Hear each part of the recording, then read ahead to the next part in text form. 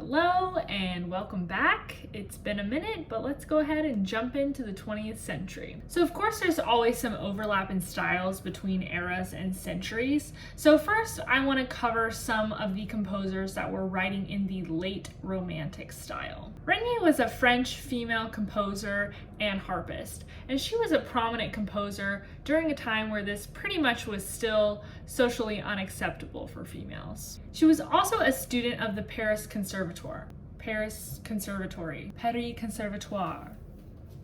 I suggest you listen to more than one piece by each composer, but I really like sharing about Légende or Legend by Reinhold. This piece was inspired by the poem Les Elfes or The Elf, and this goes back to the idea that Romantic music was often inspired by poetry. The story behind this poem is that there's this knight, and he's riding his black horse off into a forest that is haunted by evil spirits.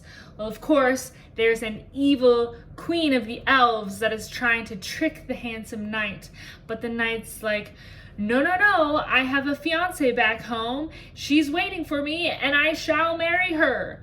And of course, as most of these things tend to end, the fiancé and the knight die in anguish, but in love.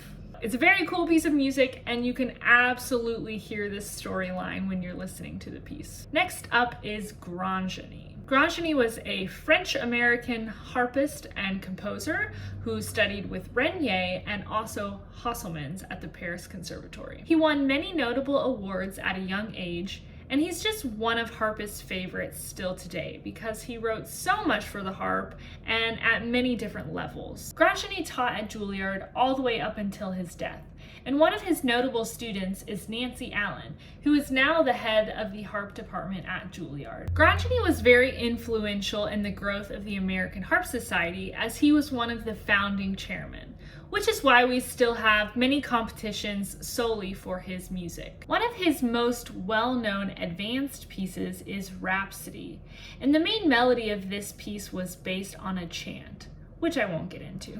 I think I've also heard that Grandgenie used to play this piece at home all the time and apparently drove his wife nuts, which I think is funny. So we have our first non-harpist composer for this video, which is Glière, and he was a Russian composer who studied at the Moscow Conservatory, and later on one of his pupils was Prokofiev.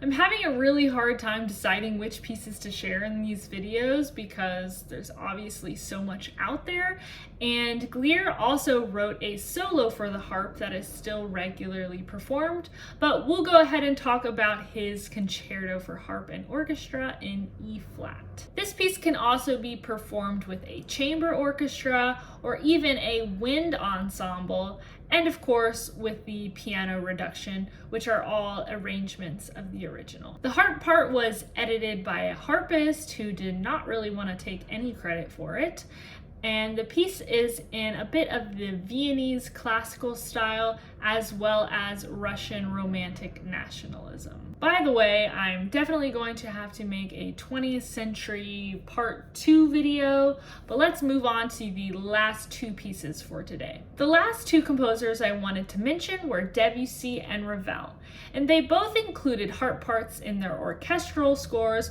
but they both also composed two very important harp concerti around the same time. These two pieces are in the Impressionist style, although both of these composers did not prefer this term associated with their music. Impressionism was an art movement in the late 19th century through the early 20th century, and these two concerti were composed right at the turn of the century. Impressionist music was more about an atmosphere or feeling and not so much a detailed story.